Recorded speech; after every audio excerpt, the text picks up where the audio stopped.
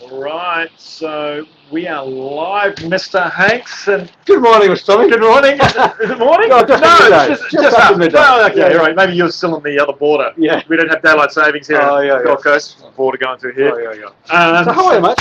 Mate, woo, it's been like my hair, what I do have left, has been on fire the last 3 weeks. Yeah, yeah. So much happening, let alone what's been happening in the world. Yeah. Yeah, with all the video stuff and production and those final bits and pieces that you get drawn into that chew up a lot of energy and time. Just those loose ends that we're working on, right? It's like running a kilometres and we'll get to 900 metres. There's 100 metres to go. And Yeah, it's like gather that right? energy to go over the line. that anxiety of just yeah. being near the end, right? As you can see, the finishing line. Yeah. So yeah, there's that and things that have been setting up. You know, obviously we have the Corporate Alchemist project, PTY Limited. Yeah. Right. Actually happening, isn't it? It's fantastic. It is. It does. It exists. And other stuff I've been working on as well. What about yourself? I've been good. I actually had a weekend in Byron Bay, so I had a Awesome. social Saturday and a soulful Sunday in Byron, in the oceans, a few dolphins. It was very beautiful. Right. We went, well, a good friend of mine, Ramo, we went to Belongil Beach, which is just the entrance into Byron, Right. and we had a swim. There were 3 other people on the beach. This was at 6:30 a.m. Yep. on the Sunday morning. 3 other people on the beach. Only 2 of us in the ocean with 3 dolphins. So it was pretty spectacular. In Byron. So that was soulful Sunday. That is a very soulful was a soulful Sunday. Sunday, Swimming with the so, dolphins yeah. is going to be soulful on any day. So today was a bit challenging, you know, putting my work head on. It was like, Right. oh, okay, but I've managed it. Crunching the gears Crunching a bit. to the gears, but yeah. But a part of the weekend, Tommy, probably like most of the people who have a bit of a political bent, Yep. I was a bit engaged in what's happening currently on the world. Just you you know. alone, you think? Just tapping into, you know, some of the media outlets, even a bit of mainstream for me as well, just to see how mainstream are delivering the news about what's going on, particularly in America right now. Yep. With the state of the world. Oh, yeah. But also looking at some of the alternative news channels as well, some of those lesser known, and just seeing what the mix is in there in terms of information. Yep. And let's say truth. Yep. Or, you know, my version of truth or their version of truth, and trying to get a handle on what's actually happening in the world right now. Yeah. Because interesting times, to Yep. say the least. You know, Yep. there's a lot going on politically with the states, with Trump and Biden. The results, you know, from the media perspective have already been given. From the non-media legal realm, it's not yet done and dusted. Yep. So that, you know, 2 aspects, you know, depending on how deep down the rabbit hole you want to go. But Tommy, I want to ask you the question today: when things like this happen on the planet, when we're in that state of flux, when we're not quite sure whether we're going, you know, left or right, let's say, at the moment in politics, and we're waiting for that new world leader to emerge or re-emerge, depending on the result, how does that affect us physiologically in terms of being human? You know, what goes on for us in the body when we're in this flux, when we're having this political overload, with this news overload, with this information overload? Okay. Give us a little bit of an idea, and more importantly, what can we do about it to keep us in better health? Yeah. So look, my view on this, we had an election party last week to see what was going to pan out. And for a lot of people, it hasn't panned out how they thought.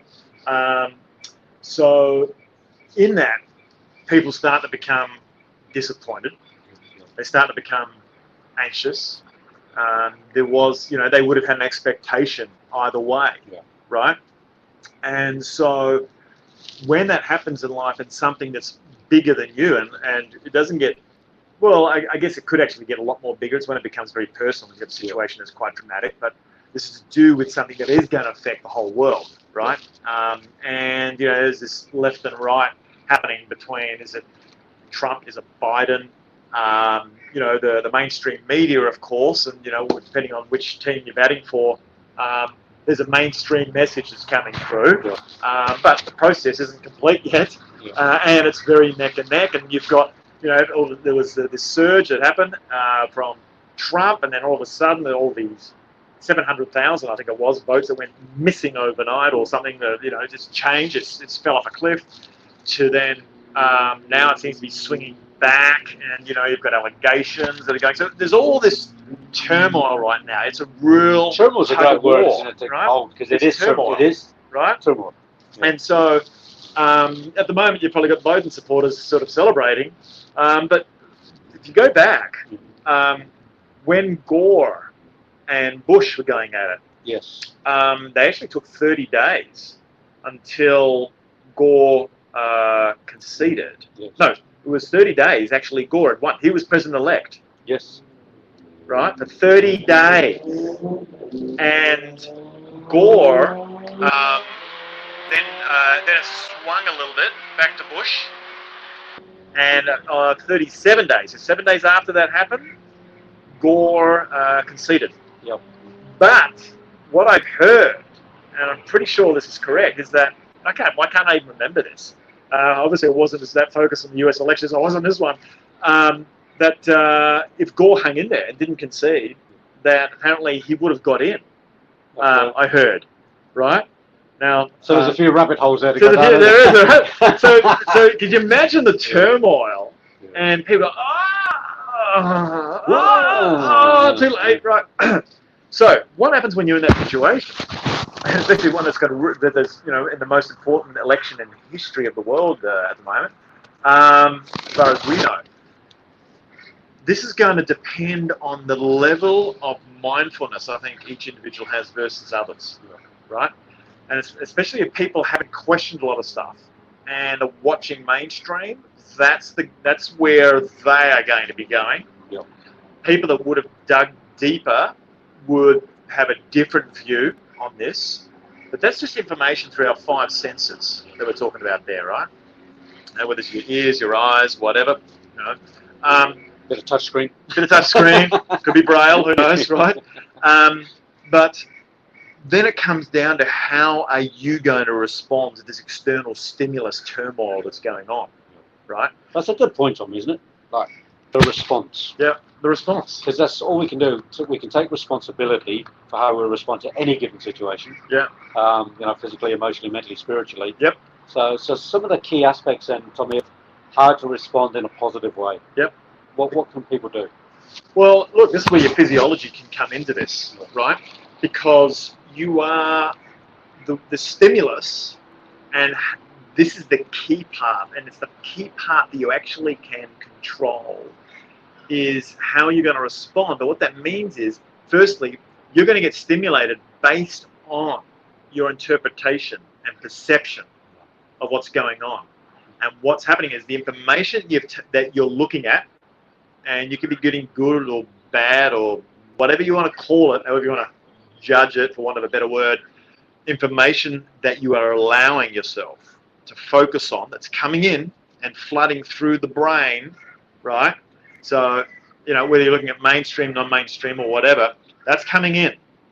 And that's going to be connected back on the brain. So a bit of Alan Jones coming into the brain. Bit of Alan Jones. Sky News, you're going to get the, probably what's seen in relative terms, the more independent view, versus all the others that are owned by who's connected to who, right?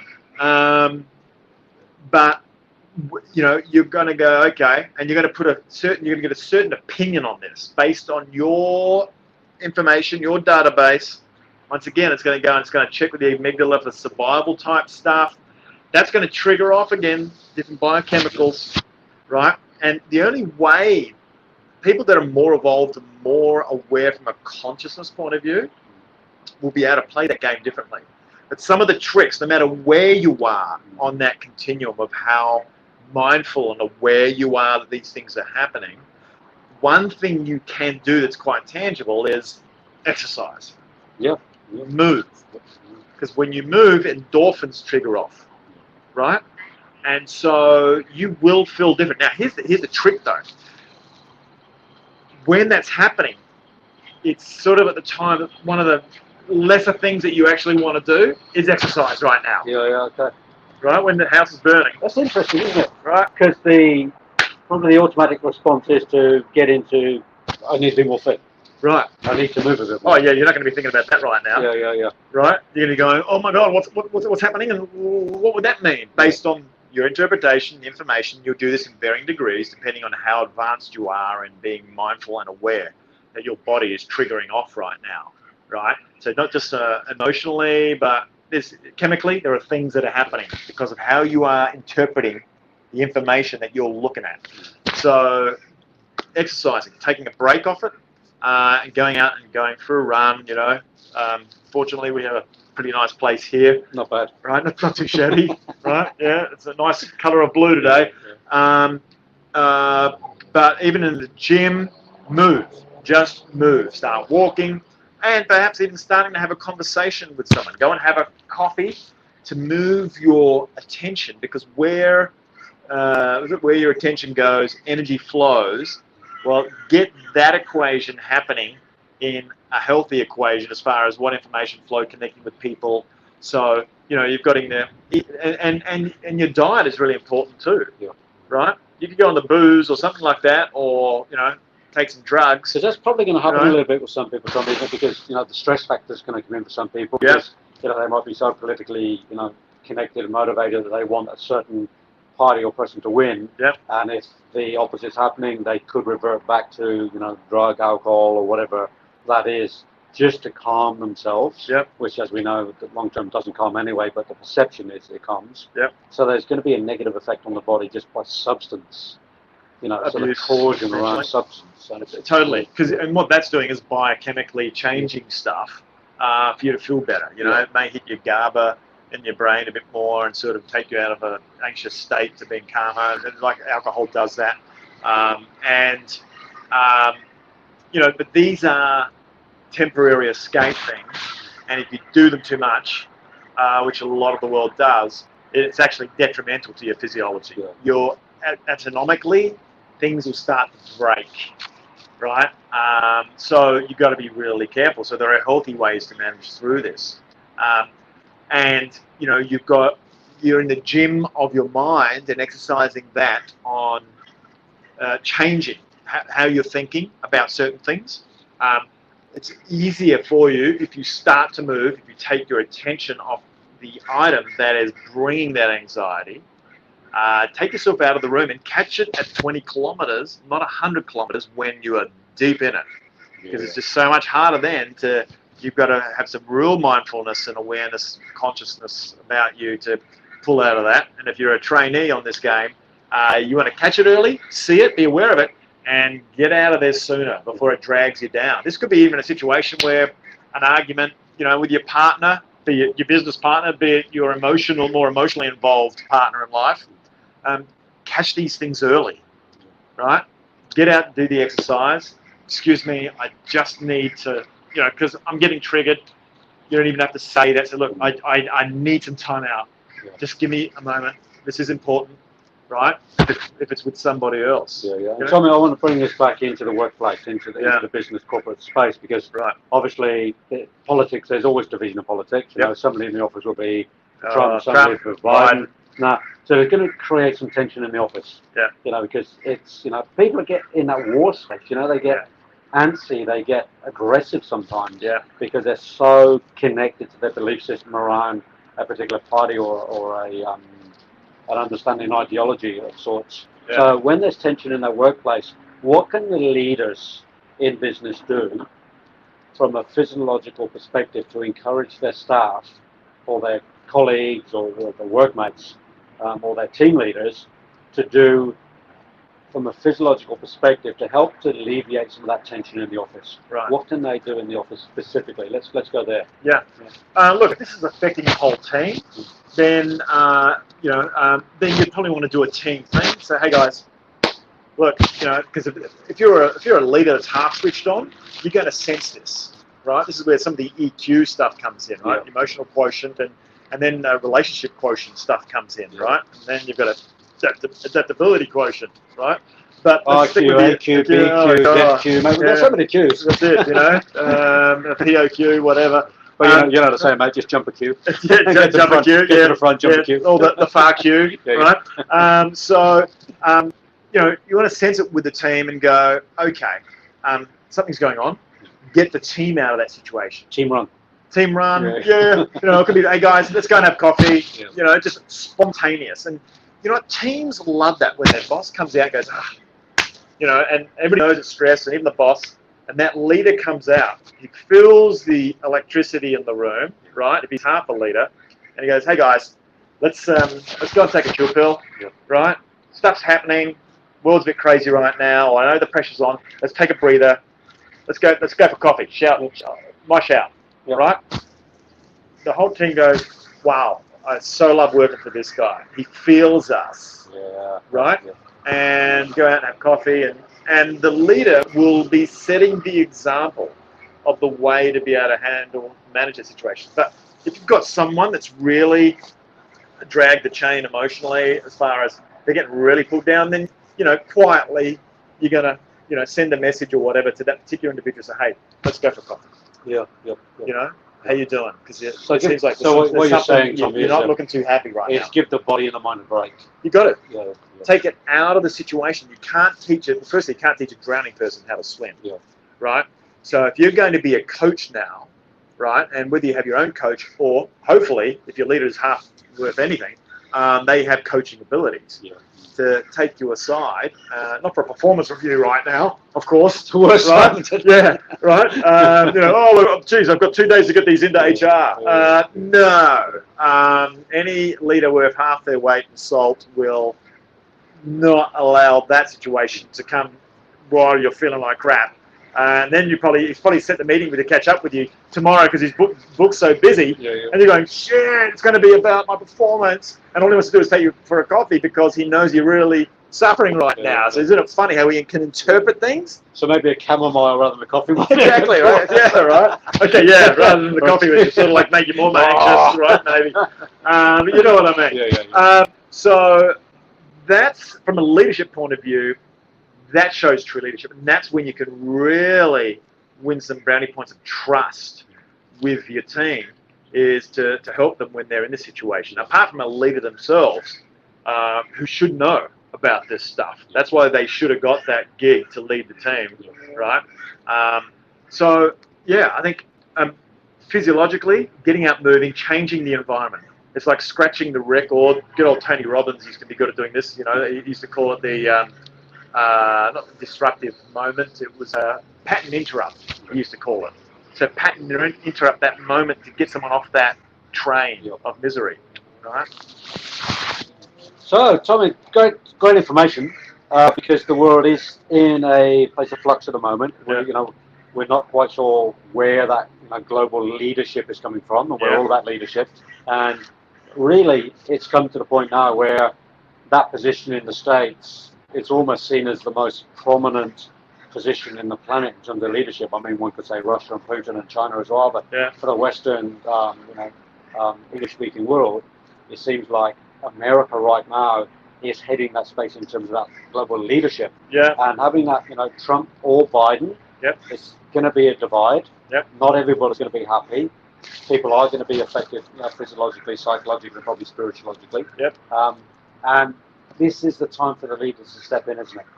This is a real time. Yeah, look, absolutely it is. But here's the thing too, and this is where some self-leadership, because everybody is empowered to choose the thoughts that they have. And like a muscle that you've got to, make stronger, getting better practice at this, where, what you're thinking, having the strength of mind, and, you start small, to be able to think different things. So attitude, we're talking about. Now, my attitude in these things is life comes at you, right? And in the beginning, it's like, oh, shit, right? Fortunately, I've built a habit too that after I've taken a punch, which kind of hurts. Or let it go through to the keeper. Let it through to the keeper, whoop, right? But to also think, and I've seen this again and again and again, and if you're into sort of personal development in any way, you'll come across this, where there's then that opportunity for growth. You go, oh great, how cliche, Tom, right? So we love our cliches. Right? Don't we? Right. So opportunity for growth, but it's real. But the part I find exciting is I'm not looking for, I'm looking for some growth pain. I'm looking for what's on the other side of that. Because with where the world is right now, where in our lifetimes it hasn't been before, with this, there's something fantastic sitting on the other side of this. something's breaking. There's tension in the system, and this has been building up for a long time. And at least it's there. Perhaps a better example, but you know, you're about to pop a pimple or something. It kind of hurts just before it's like, and then there's that feeling of, it's getting a bit gross, but satisfaction after. You go, good, empty the house, clean the bin, sort of thing. You know, got rid of that. You know, it's the pull of the Band-Aid thing. And I think that's going to take things to a higher level. So I think there's some pain in the world in different respects that are happening right now. This has been coming to a head for a long time. And I think we're talking decades and decades and hundreds of years perhaps. And something's going to snap, something's going to give, but I think there's goodness on the other side. Potentially, it's my prediction, right? But something is good, really good, on the other side of this. And I think so if you adopt an... Let's get there. Surprise coming, which is going to be cool. And it will through this. And this is like when you have like a health wake-up call, like many of us have had.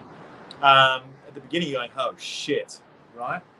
And then I wouldn't have been on the path, which I find more personally satisfying now with doing what we do, right? Although financially, it's been a big invest, but it's a labor of love. And I know, and I have faith, and I've seen it already happen, that things start to turn around to be, oh my God, why wasn't I here years ago? Why wasn't I doing this years ago? Because it's just the journey that we're all on. And everybody starts at different starting points and ends at different finishing points.